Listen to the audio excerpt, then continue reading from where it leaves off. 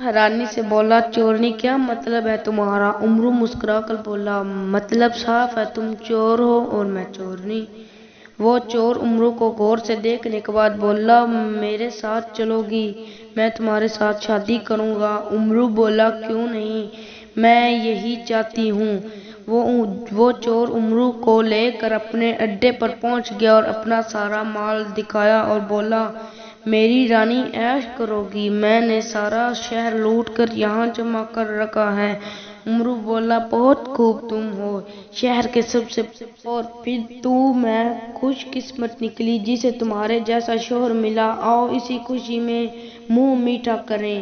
عمرو نے زنبیل سے میٹھی گولی نکالی، اس چور کی طرف بڑھائی۔ وہ چور بے خبری سے میٹھی گولی نگل گیا اور جب گولی اس کے اندر گئی تو اسے چکر آنے لگے۔ وہ دڑم فرش پر گرا۔ عمرو نے اپنا حلیہ بدلا اور اسے باندھ دیا اور خود شہر کی طرف بھاگا۔ صبح ہو گئی۔ بادشاہ نے اپنے سپاہی عمرو کے ساتھ بھیجے اور سارا مال اور چور کو پکڑا کر لے آئے۔ بادشاہ بہت خوش ہوا اور وعدے کے مطابق عمرو کو 1,00,000 اشرفیاں انعام میں دی۔ عمرو خوشی خوشی اپنے گھر کی جانب روانہ ہوا۔ واپس آ کر اس نے یہ 1,00,000 اشرفیاں بھی وہیں سنبھال دی جہاں اس نے بھیروی ڈان سے لوٹا ہوا مال رکھا تھا۔ مال سنبھال کر عمرو اطمینان سے اپنے کمرے میں آیا اور بستر پر لیٹ گیا۔ وہ اب بھی یقیناً یہی سوچ رہا ہوگا کہ اب کس کا مال لوٹنا ہے۔ وہیں لیٹے لیٹے عمرو کو نیند آ گئی، وہ سو گیا۔ تھوڑی دیر بعد عمرو کو ایسا لگا جیسے کسی نے اس کے کمر میں ٹھوکر رسید کی ہے۔ عمرو تڑپتا ہوا اٹھ بیٹھا۔ عمرو کے سامنے 3 دیو ہاتھوں میں لمبے لمبے گرز پکڑے کھڑے تھے۔ انہوں نے آؤ دیکھا نہ تاؤ جھٹ سے عمرو کو ایک کالی بوری میں ڈالا اور آسمان میں اڑنے لگے۔ تھوڑی دیر کے بعد عمرو کو بوری کے اندر ہی ایک جگہ پٹک دیا گیا۔ بوری کا منہ اوپر سے بند تھا۔ عمرو وہیں پڑا ہل رہا تھا لیکن بوری میں بند ہونے کی وجہ سے وہ جلد ہی تھک گیا اور خاموش ہو کر بیٹھ گیا۔ تھوڑی دیر کے بعد ایک دیو آیا اور اس نے عمرو کو بوری میں سے نکالا اور ایک پنجرے میں قید کر دیا۔ دیر بوری میں رہنے کی وجہ سے باہر نکلتے ہی عمرو کی آنکھیں چندھیا گئی تھیں۔ اسے کچھ بھی نظر نہیں آ رہا تھا، بس اسے اتنا ہی پتہ چل سکا تھا کہ اسے بوری میں سے نکال ایک پنجرے میں بند کر دیا گیا ہے۔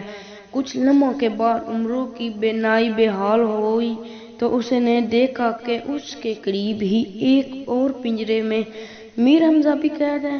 یہ دیکھتے ہی عمرو تیر کی طرح سیدھا کھڑا ہو گیا اور اسی پنجرے کی طرف دیکھنے لگا جس میں امیر حمزہ قید تھے۔ عمرو نے امیر حمزہ کو ہلکی سی آواز دی اور اپنی طرف متوجہ کیا۔ امیر حمزہ نے عمرو کو دیکھ کر ہاتھ ہلایا۔ انہوں نے اشارے سے ہی عمرو کو یہاں سے نکلنے کی ترغیب کہا تو عمرو نے زنبیل سے پتھر کا ایک ٹکڑا نکال کر امیر حمزہ کو دکھایا۔ امیر حمزہ اس پتھر کو دیکھ کر خوش ہو گئے۔ واہ عمرو، شاباش، کس وقت کا راز ہے۔ حمزہ نے خوشی سے بھرپور لہجے میں کہا، ذرا رات تو ہو لینے دے، ایسے وارداتیں عموماً رات کے وقت ہی کی جاتی ہیں۔ عمرو نے کہا۔ اس کے بعد امیر حمزہ اور عمرو باتیں میں لگ گئے۔ جب رات کا ایک پہر گزر گیا تو عمرو نے زنبیل سے دوبارہ وہی کالے رنگ کا پتھر نکالا۔ یہ سنگ سلیمانی تھا۔ عمرو نے سنگ سلیمانی اپنے پنجرے کے ساتھ لگایا تو پنجرے کی سلاخیں ٹوٹ گئیں اور عمرو آزاد ہو گیا۔ دراصل سنگ سلیمانی میں یہ خاصیت تھی کہ یہ پتھر جس چیز سے چھو جاتا تھا اس چیز کا جادو کا اثر زائل کر دیتا تھا۔ آزاد ہونے کے بعد عمرو نے سنگ سلیمانی امیر حمزہ کے پنجرے سے لگایا اور دوسرے لمحے میں امیر حمزہ بھی آزاد تھے۔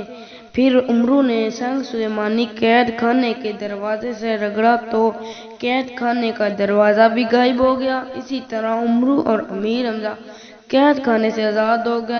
جنگوں اور مختلف راہداریوں سے گزرنے کے بعد وہ دونوں شہنشاہ پارس کے کمرے کے سامنے آ پہنچے۔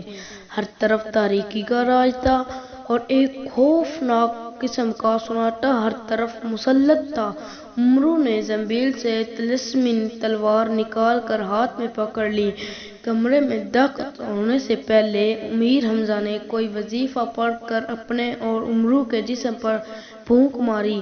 اس وظیفے کی تاثیر یہ تھی کہ اسے پڑھنے کے بعد کسی قسم کا جادو اثر انداز نہیں ہوتا تھا۔ عمرو نے آگے بڑھ کر دروازہ کھولنا چاہا مگر دروازہ تو بند تھا۔ عمرو نے خاصی زور آزمائش کی مگر دروازہ نہ کھلنا تھا نہ کھلا۔ اب کیا کیا جائے عمرو؟ امیر حمزہ نے فکر مند لہجے میں کہا۔ نہیں کرنا کیا ہے، اللہ اللہ کرے یہ کہتے ہوئے عمرو نے زنبیل سے سنگ سلیمانی نکالا اور دروازے کے ساتھ رگڑ دیا۔ دوسرے لمحے میں دروازہ غائب ہو چکا تھا۔ عمرو تلوار ہاتھ میں تھامے اندر داخل ہو گیا۔ امیر حمزہ بھی اس کے ساتھ تھے۔ شہنشاہ امام اور شہنشاہ پارس پر پڑے سو رہے تھے۔ عمرو نے آگے بڑھ کر ان پر وار کرنا چاہا مگر امیر حمزہ بولے، عمرو، سوئے ہوئے غافل دشمن پر وار کرنا جوان مردی نہیں ہے، پہلے ہمیں ان کو جگا لینا چاہیے۔ مگر یا امیر، اس طرح ہم مشکل میں بھی پن سکتے ہیں، عمرو نے پریشانی سے کہا۔